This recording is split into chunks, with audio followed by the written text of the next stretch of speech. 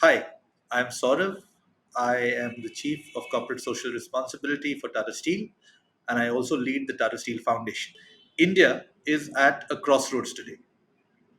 The country is going through a phase which is exciting because of the many growth opportunities, many new mega trends that are playing out, which are affecting citizens and communities across the country today. As these mega trends play out, there are also mega trends around climate, around urbanization, around public health, which may result in some groups of people being left behind. Which is where the development space of the country, the CSR organizations of the country, have a massive role to play in building models of development, models of social change that work, models of social change that are evidenced to be working.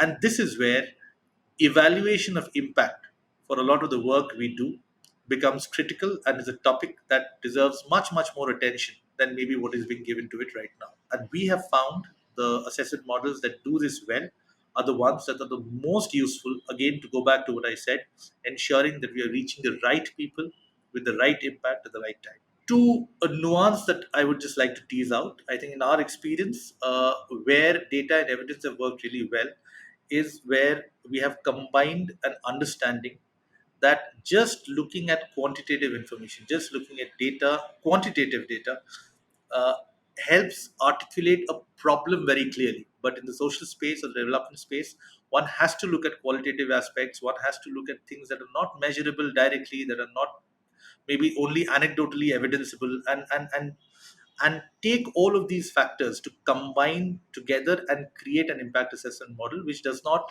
which lays the correct emphasis on quantitative and data led models, but also factors in that solutions, the best solutions, combine quantitative information or quantitative data along with qualitative, anecdotal stories, perspectives, and create a model that combines both of these. Evidence to me is important on three counts. There are three basic motivations. The first is just to know that what we are doing is working, and the results that we are achieving, the results that the community is achieving through our programs are genuine and are irreversible in nature. We have a program called Mansi.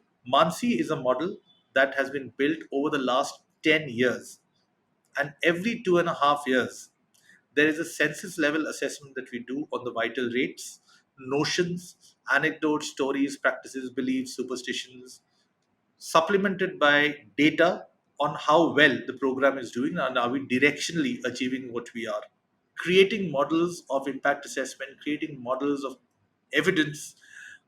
For us, the motivation comes from knowing whether we are reaching the right people at the right time with the right impact, number one.